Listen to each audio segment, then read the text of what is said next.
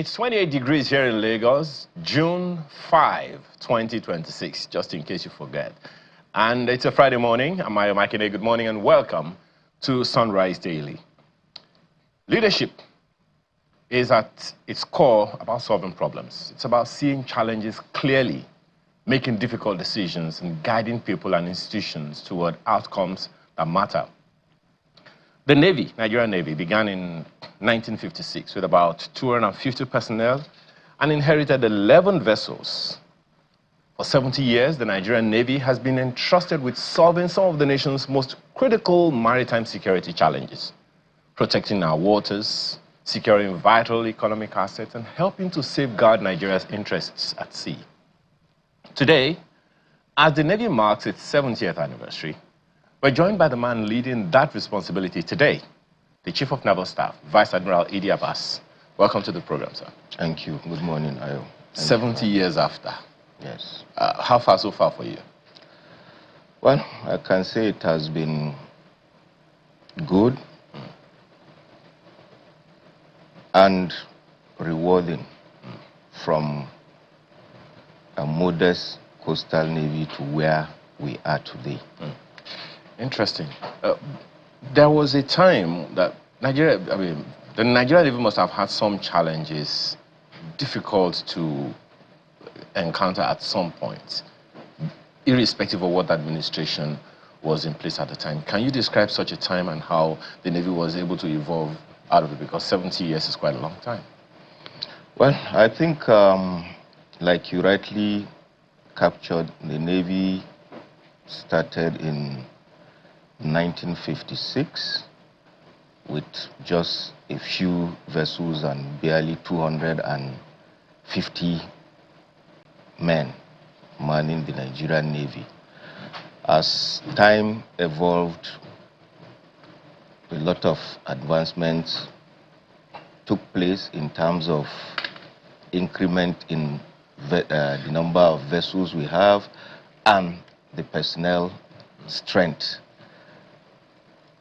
And so far now, I can categorically say we are a big Navy. We have over 159 vessels of different types and classes and a force structure of close to 40,000. That's both officers and men. So I think it has been a good ride, though with a lot of challenges which we are able to surmount as they appear. Well, one of those challenges was the combating crude oil theft, yes, which was crucial. Reports of crude oil theft, we understand now, thankfully, have dropped significantly. But we hear the NUPRIC also, making that allusion. What are the things that you would say we weren't doing that we began to do differently that's given us the favorable response now? Well, I think the improvement in our fleet, that is our crafts that we use for patrol, and then most importantly, when we embraced technology, that is our maritime domains awareness capabilities that we use. So we are able to see a wider area of our sea area, and then most of these areas where some of these crimes happen, we see them from the comfort of our offices, and we just vector vessels that are out at sea. This not only bolstered our ability to curb most of these illegalities, but has also afforded us the opportunity to cut operational cost. So in essence, the use of technology has helped us greatly in curbing crude oil theft. And I think, like you said, there has been an improvement. I think as at today, we are producing about 1.66 million barrels per day, which is an improvement in previous years. So I can say there has been an improvement in the fight against crude oil theft. Well, there are those who also believe the public perception is that enforcement rises and falls in circles or in cycles. So what structural change do you think can help us prevent a return to the old order? Well, on our own part, we'll continue to do what we have been doing. But again, enforcement, like you said, has been an issue. Most at times, we make arrests and hand over to the appropriate prosecuting agency. And usually some of these cases take a very long time to conclude. And having handed over some of these vessels to the prosecuting agencies, they are still left in our custody. So we have to be taking care of these vessels. Some of the vessels are already in bad shape. So we have to deploy men to keep security on those vessels. At times, some of these vessels are leaking. We have to commit resources to keep them afloat. And in some instances, over a period of time that the vessels have been with us, some deterioration will happen, and the next thing, the owners will now take us to court. And that has been a very, very big issue for us. So administration of justice, you're saying, sir, is an impediment to your operation? It is. It is. Okay, because, anyway, let's move on. We have also heard of your role in counterterrorism.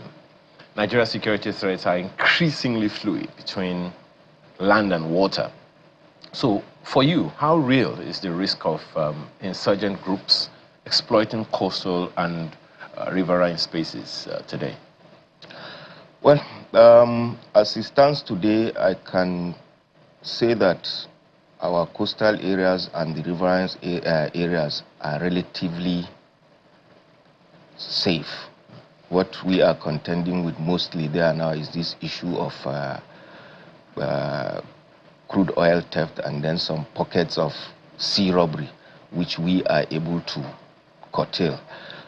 But as it stands today, the Nigerian Navy is also involved in all the theaters of operations on land, be it the northeast, the northwest, the north central, that's the various operations, Sadinkai, Fansanya, Ma, Wild Stroke.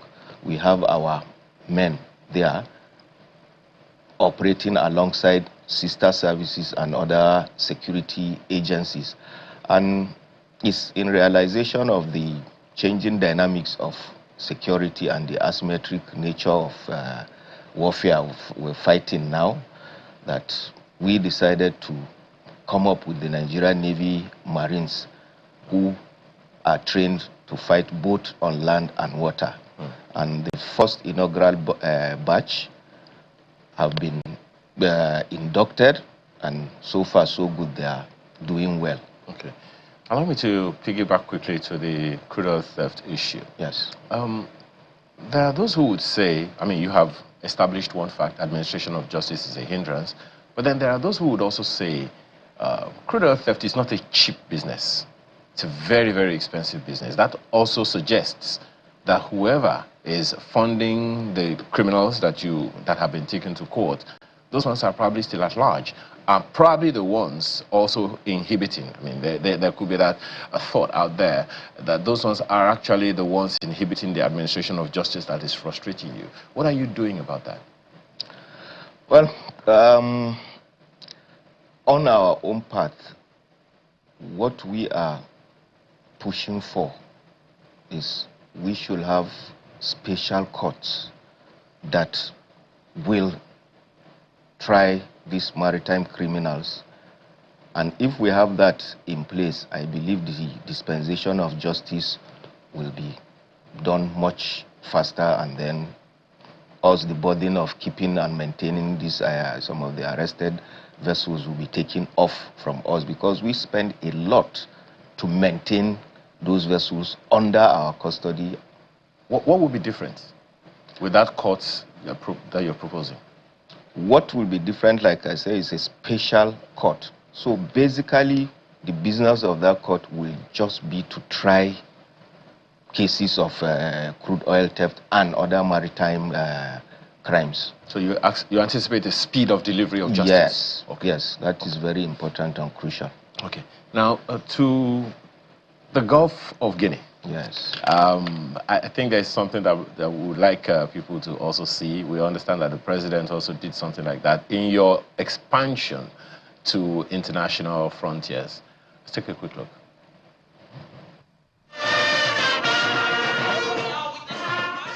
The Nigerian Navy's 70th anniversary is a historic milestone, celebrating 7 decades of safeguarding the nation's territorial waters.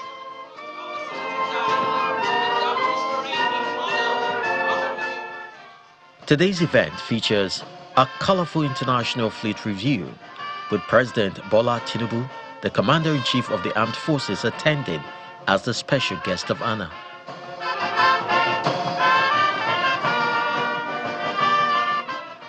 In his opening remarks, the Chief of Naval Staff, Vice Admiral Idi Abbas, reflects on the Navy's journey over the last 7 decades, highlighting both its challenges and successes, which include a formal induction of 3 new state-of-the-art vessels into the naval fleet: the NNS Mambila, NNS Oloibiri, and NNS Gurara. This significant milestone reflects our commitment to enhancing our capabilities and serve as a cornerstone for the future of maritime security in our nation. In our pursuit of excellence, the Nigerian Navy is also embracing emerging technologies, integrating cutting-edge advancements such as unmanned aerial vehicles and artificial intelligence. Already on the decks, holding security for the 3rd man to ground.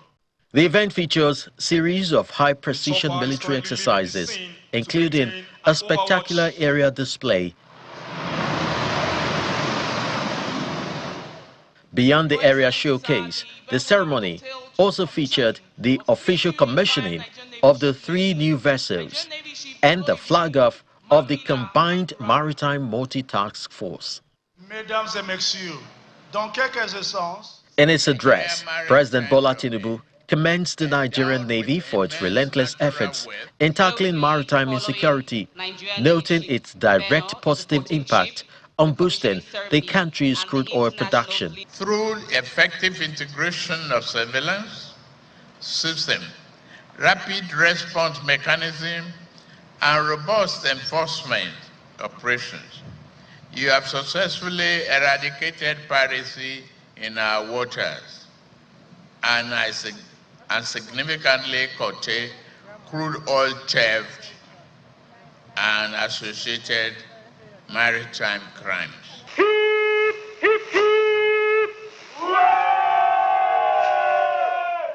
Established in 1956 with a modest force of just 250 personnel, the Nigerian Navy has grown exponentially.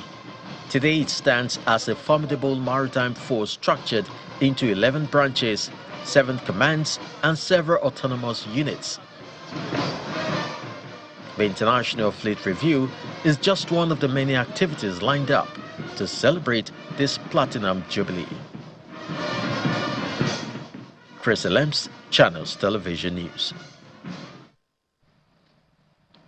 Well, the Gulf of Guinea has been described as, was once described as the global epicenter of piracy. Yes. But the numbers we here have reportedly improved. What has changed, not just statistically, but operationally? Okay, what has changed operationally is our constant presence at sea. That is as a result of the fleet recapitalization. We had us having more vessels now. We have more vessels out there patrolling. And then most importantly, like I said, the use of technology has also contributed to that. So we have almost total control of our own maritime domain. If I may say, I think in 2022, That was when Nigeria was delisted from the list of piracy-prone countries, and it has been so till then.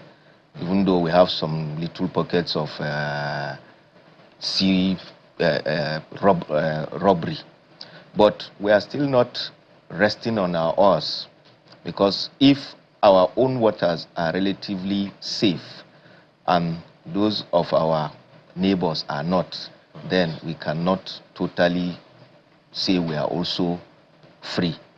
For example, I think there was an incident we had that a vessel was tracked from our neighboring country.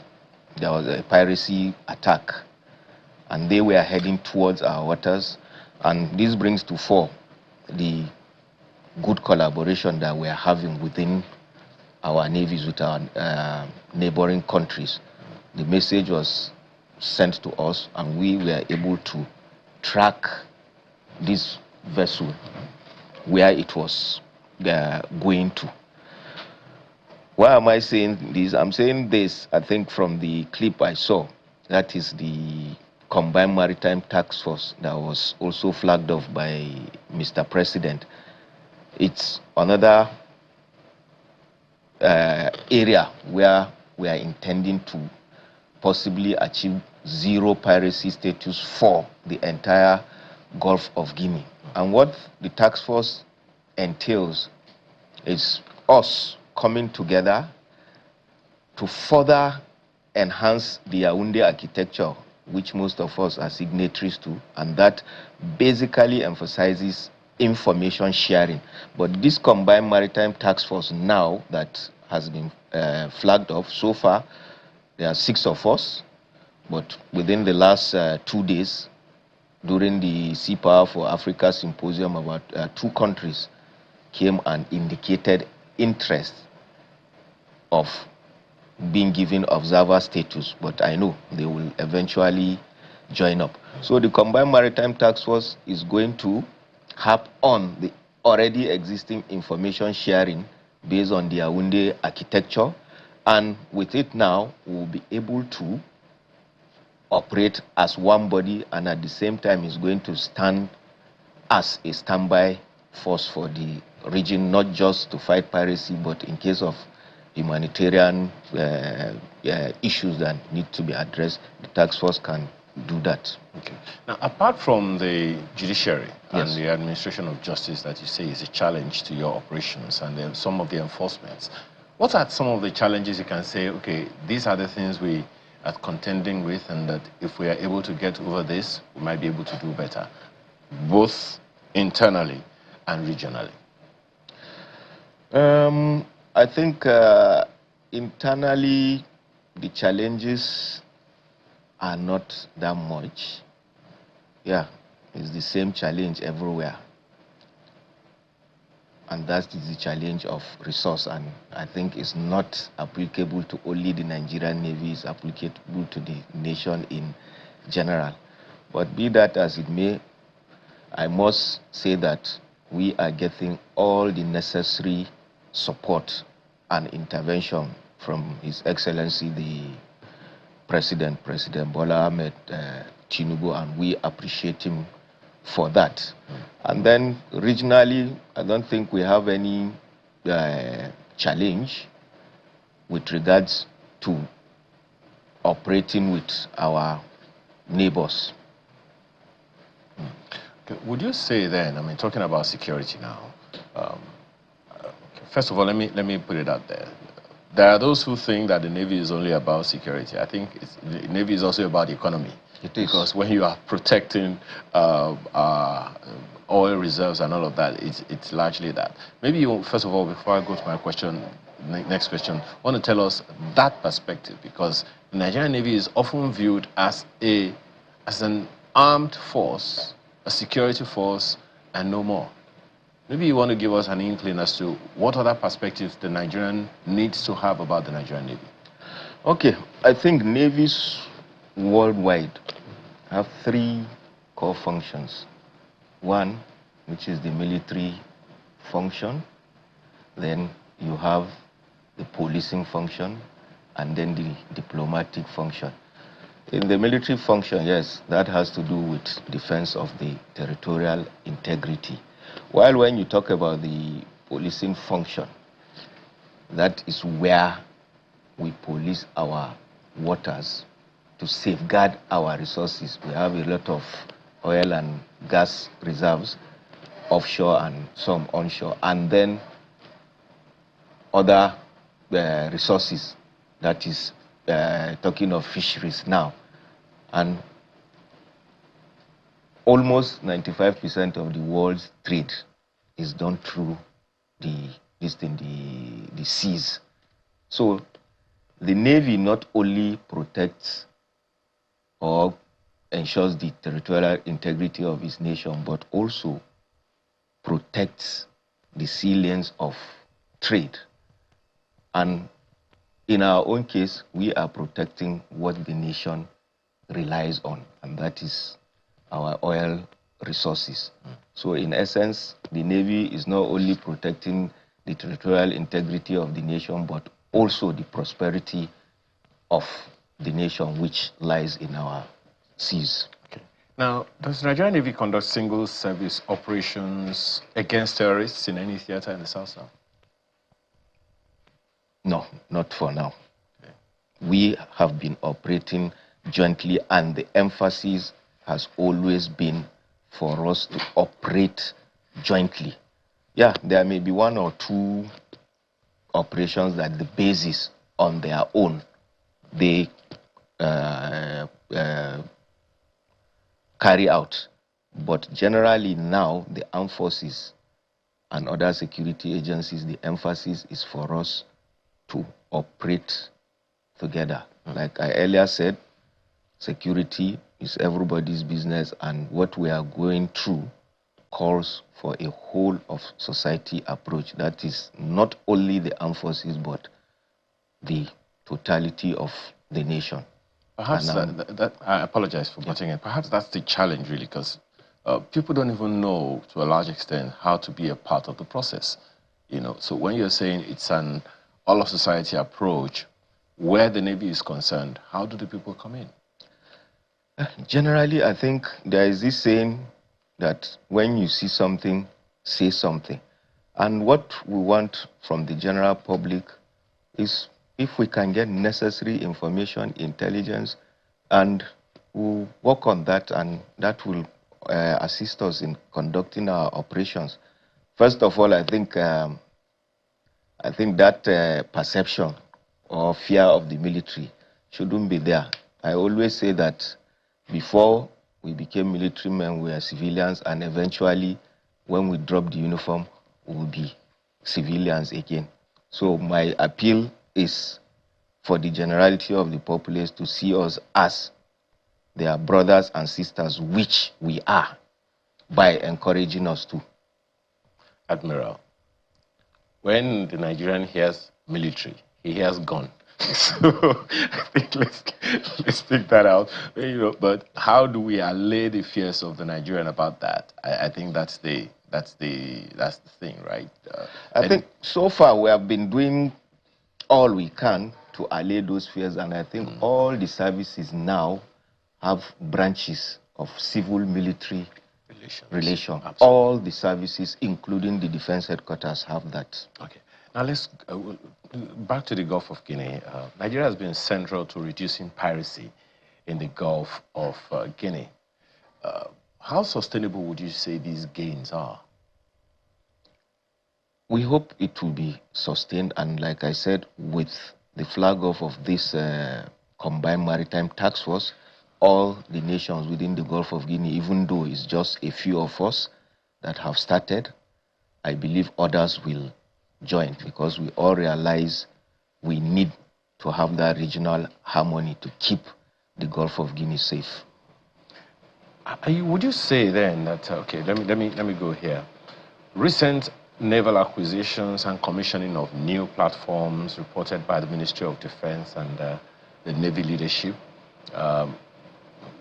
With those developments, what is the greater challenge today? Acquiring new platforms or sustaining operational readiness across the fleet? Well, like I said, one of the major challenge is resource. Yes, it's good for us to have enough vessels, but I tell you, it's not easy to put a ship out at sea. I'm talking about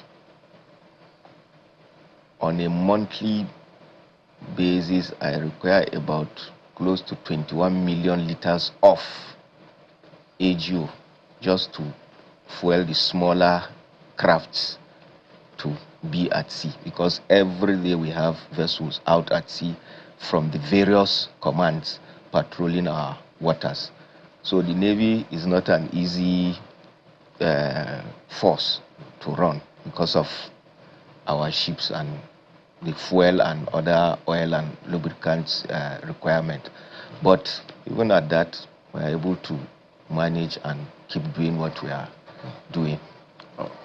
Do you think the National Assembly has some supervisory, responsibility over all of our agencies? Do you think the National Assembly, members of the National Assembly, understand these challenges and consequently can make a case when allocations have been made?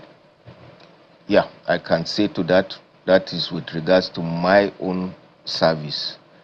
We have a chairman Senate Committee on Navy and that of House of Representatives. And so far, so good. They have been very, very supportive of the Navy. All right. So many things that one would want to ask you this morning. For instance, last week there was an open sea exercise to promote civil-military leadership. Relationship. You talked about that. There is also it's one of our major problems way back is the NNS Aradu. What would you say has become of that ship? And what would you say is the future? Well, NNS Aradu was, and I can still say is the Nigerian Navy's flagship. It has been down for quite a while. I remembered a few years ago, either 2 or 3 years ago, there were plans for it to be refitted. And the plans were in top gear, but I think probably the cost, that is what is required to refit Aradu, is quite on the high side. I'm sure that's why it's been put on hold for now, but we are still hoping that one day we'll get her back. You talked about integrated activity. Yeah. The Deep Blue project, which is Nigeria's integrated maritime security and surveillance project, has been described by Nigerian maritime authorities as a major force multiplier, in coastal surveillance and response capability that's coming from the matter. How would you say the Nigerian Navy integrated that capability into its own operations, or what operational gaps do you think still remain irrespective?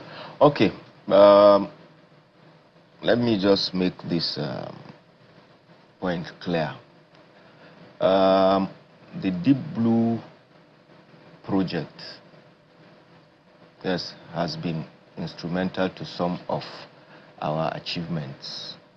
But when you talk of the surveillance system, I think we rely mainly on our own systems. We have the RMAC and the Falcon Eye. The Deep Blue project plays an important role by providing some of the platforms that we use in carrying out our responsibilities. So what we have, our own maritime domain awareness capability, is of a higher grade. All right, we'll take a short break for some messages now. When we return, I'd like us to speak a little further about the civil-military relationship where you had an open sea exercise recently. Please stay with us.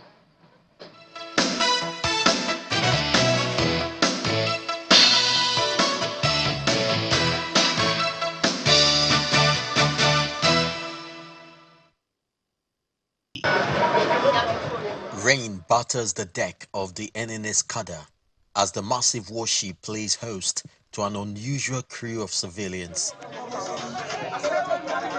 For a few, the open ocean is familiar territory, but for most, this is a maiden voyage, and the anticipation runs high. Very excited to experience this, so I'm hoping for a good time. I know I'll feel good because I know it's always a sweet experience. So I'm happy to be here to sail with the Nigerian Navy. What I'm expecting is to get more knowledge about how the warship operates. This rare open house on the Atlantic anchors a lineup of activities celebrating 7 decades of naval operations. The flag officer commanding Western Naval Command officially flags off the trip. Essentially, we are happy today because some of you will be able to see our capabilities at sea. You know, this is how we make it happen. And we make it happen because we do drills, we do exercises to review our tactics, techniques, and procedures. The exercise takes the visitors into the high sea. Here, they experienced exactly what personnel endure on every voyage: the crashing waves, the stomach churning, turbulence, and the rigorous tactical drills. And to take the edge off the rough waters, the Navy serves up entertainment on deck. For many on board, the rocky ride provides a profound eye-opening experience. But right now, it's going crazy. Like I cannot explain what's going on. I don't feel good, but will I try it again? Yeah, I will. For now, I have seen what our husbands are seeing. Whenever they go to sea, we'll be saying no network, all these things, we cannot hear from them. I'm so happy that I'm here today. It's not an easy thing, I'll give it to them. They're really trying. The motion sickness, it's a beautiful experience. And I wish they could take more people. So most of us are outside, most of us civilian. If we don't come this close, we never would have known that, you know, we have a ship of this type. So I'm glad that I witnessed today, and yeah. It's been 70 years of flying high by the Nigerian Navy, and the celebration is just beginning. What has happened today aboard the NNS Kada is something very significant. It's a major bridge between the general public and, of course, the military, turning onlookers into seafaring guests for one day. And for a lot of them, it is an experience they will cherish for a very long time. From the NNS Kada, Western Naval Command, Chris Alems, Channels Television News. Thank you for staying with us. We still have Vice Admiral Idi Abbas, Chief of Naval Staff, with us. Thank you again for being here. How did that feel? I mean, hearing people say that they didn't know that you were doing so much, and it was so difficult. Well, it feels great, and all what we are doing is something that usually at every of our occasion there is what we call ship open to visitors. We take people out to sea just to bring them close to us, and again so that they can appreciate what we go through. The vessel that was used is a very big one, so it's very stable. Even though some people were complaining, it's very stable. The smaller ones, when the sea is turbulent, is something else. So I think with this, people will actually appreciate what we do and what we go through in trying to secure our maritime domain. What's your objective for bringing the civilians on board? Like I said, the objective is for them to be close to us, and also own the Navy. It is our Navy. It is called Nigerian Navy. So there are also stakeholders in it. Okay. There is Nigerian Navy is stretched across offshore oil protection, riverine security, anti-piracy operations, regional commitments, and all of that. Now, when everything is a priority, what becomes, in your opinion, the Navy's highest operational risk? Under-deployment in some areas or overextension across too many nations? I can say, as it stands now, I don't think we have any foreign deployment outside, apart from a few people that are on United Nations peacekeeping missions. We are back home. We are supporting our other sister services in trying to curtail what the nation is going through in terms of security. Even though the numbers are not really there, but we are doing the much we can do with what we have. And it's in realization of that that I think all the services have ramped up their intake and enlistments, just to beef up the numbers. So the Nigerian Navy is also recruiting? We are. Okay. Let me deep dive a bit on the offshore oil protection and security and all. Oil theft is no longer just siphoning. It's an organized ecosystem now. Yes. So at what point does crude oil theft stop being a naval enforcement problem and become a fully industrialized criminal economy that requires a different national strategy? You hinted at one the other time, which is an exclusive court just for this. Yes. Okay. Another aspect that has also been emplaced towards reducing this crude oil theft is the fiscalization. And what I mean by fiscalization is most of the major oil loading terminals now, we have our men that were trained in collaboration with NNPC. And the essence is, if any vessel comes to load, whatever quantity is stated that this is what this vessel is going to load, we ensure that is what it takes and no more. In the past, some loopholes have been utilized to freight away our crude oil. But with this fiscalization now, and it is not only the Navy that is there, other agencies are part of it. So we have more or less like a joint inspection, and we all agree, yes, so quantity was approved, so quantity was lifted.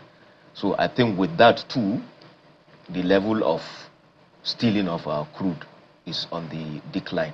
It's not only the one that pipelines are broken, but no, some happen at the terminals. When new ships are commissioned, what is the real timeline before they become fully effective operational assets in Nigerian conditions? It's about training, maintenance, and integration realities. Once a ship is commissioned, that's it. It has started its service. Once it is commissioned, it has started its service. Now, quick one, I just got this message now. For you, what are the things you say are the drivers of the crude oil theft, and how successfully have we evolved over time? What do we need to do to sustain that? I ask that against the backdrop of the fact that this particular issue happens only in a particular area of the country. Sometimes the line is drawn between fighting crude oil and having conversations with the communities, co-owning, and all of those things. Okay. Crude oil theft is a very complicated issue with different actors and syndicates. And it's a very good enterprise where these criminals use to make quick money. But it may surprise you to note that most of the faces behind these thefts are not really known or are not the ones we always catch. The ones we get at most of the illegal refining sites are just being given some paltry sums, while the big masquerades are the ones that make this free money.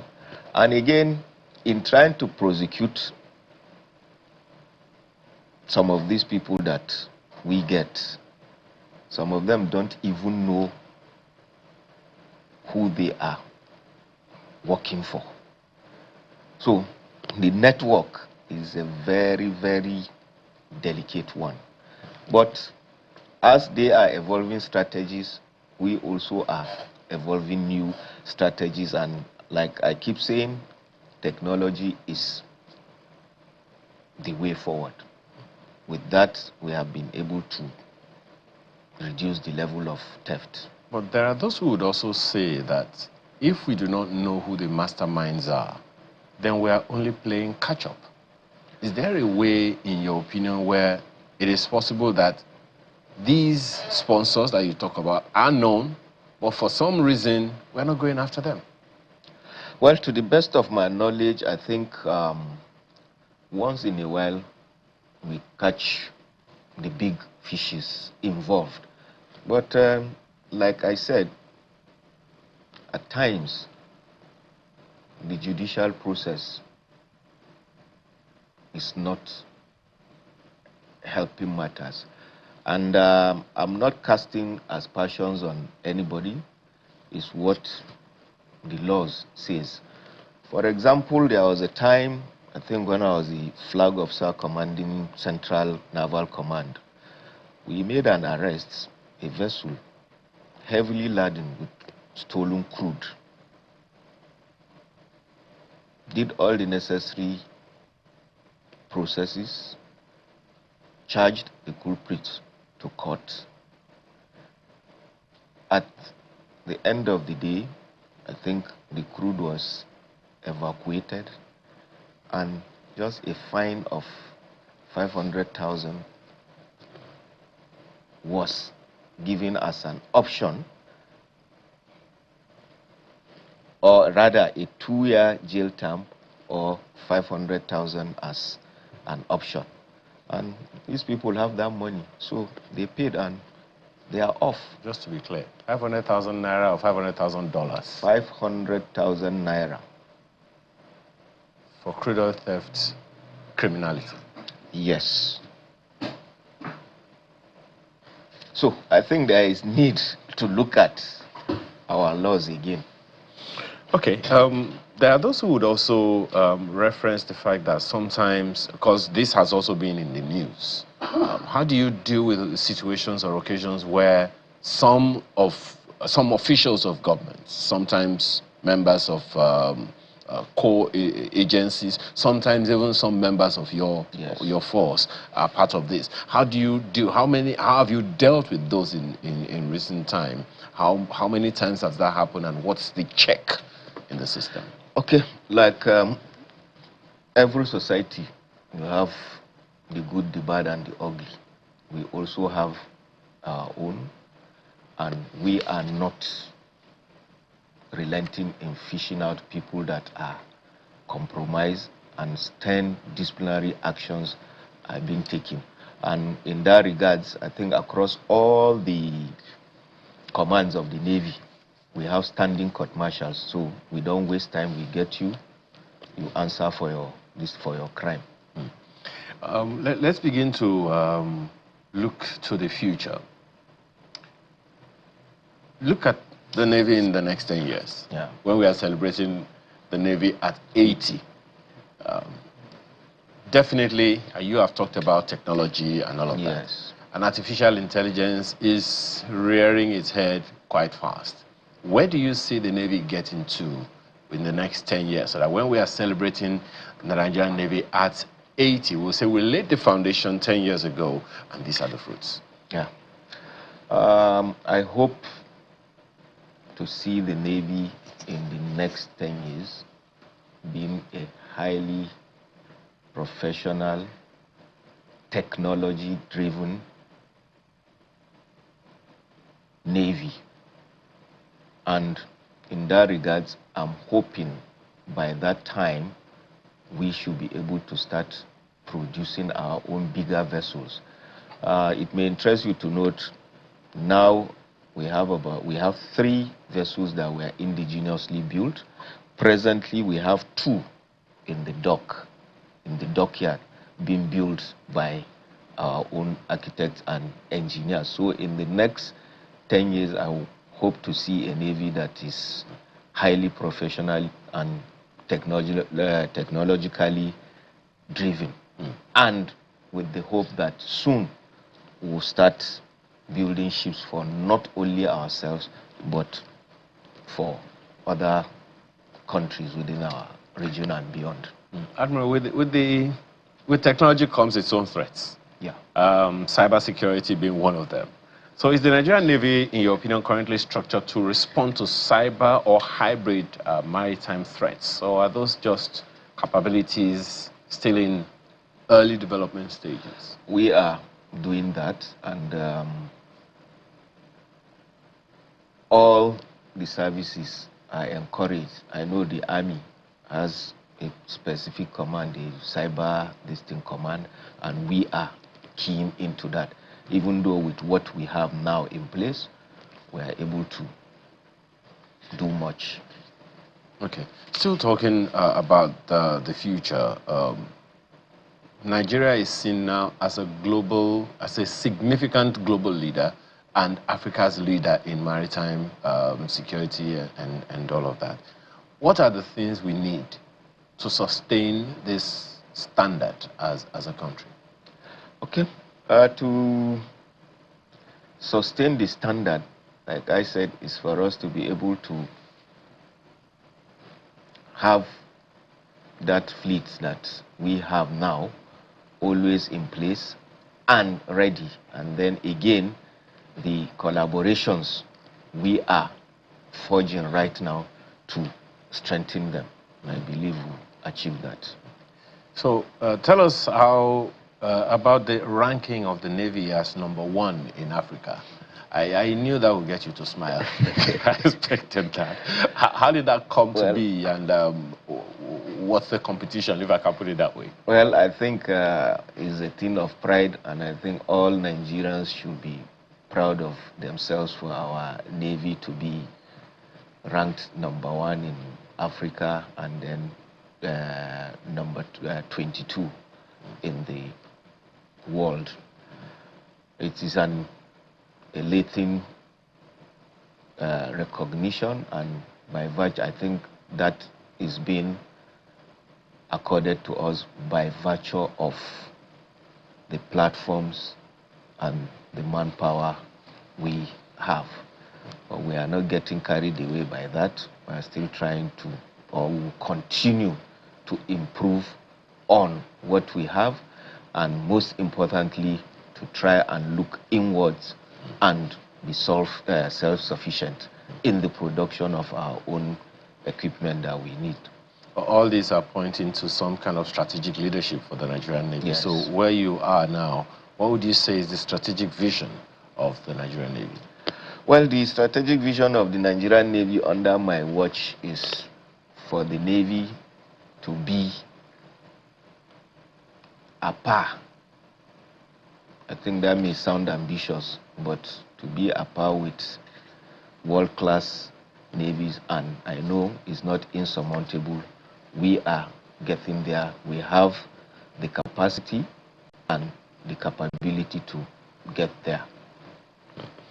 Would you say that the Navy today is structured as a coastal defense force, or is already positioning into what is known as a blue water navy with sustained regional reach. Yes. Well, by virtue of what we have, the vessels we have compared to when we started and our ability to remain out there at sea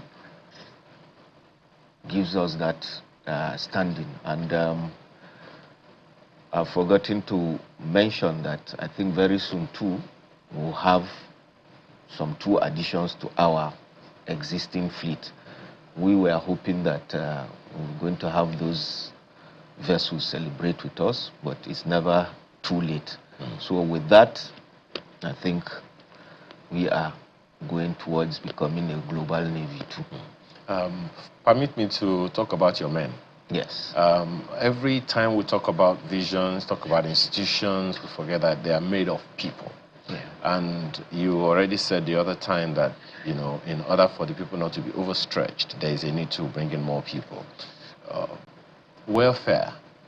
Do you have struggles in the area of welfare? I know that they are in categories: seafarers, those who don't come home for a long time, the lady there speaking, that sometimes they're not able to talk to their husbands and all of those things. What's the balance you're able to create so that the men are always happy to face fire for you? Yeah, we realize that no matter how or no matter the kind of equipment you have, its effectiveness will largely rely on the man behind it, operating it. And for that man to be able to operate that equipment properly, he has to be happy. What am I talking about? Talking about generally about welfare. And the welfare of my men is one of my most important priorities, because I believe and I know if the man that is going to operate my ship or any of my equipment is not happy, then I won't achieve anything. So basically what we are doing in the area of their accommodation, their allowances and all their entitlements, we are ensuring that they get that, and promptly. And making reference to the lady you talked about, yes, we are ensuring that most or all our men that are in the various theaters of operation, we try as much as possible within 6 months we rotate them, because we know being out there, if we keep them out there for too long, when they come back, we are also going to expect some problems. That is the PTSD issue. Is this for them? Okay, yeah. this is one of it. Okay. We have several, and more are being commissioned or are going to be commissioned. Okay. That was very cheering to hear. We have to thank you very much, for your time this morning, and hope to see you before another year is over for the next anniversary of the Navy. Vice Admiral Idi Abbas, Chief of Naval Staff in Nigeria. We appreciate your time, your thoughts, and your sacrifices for the nation. Thank you for having me. And that's the Sunrise Daily this morning and this week. Thank you for the privilege of being a part of your morning. Business Morning is on the hour. Have a wonderful rest of your day. I'm Ayo Makinde.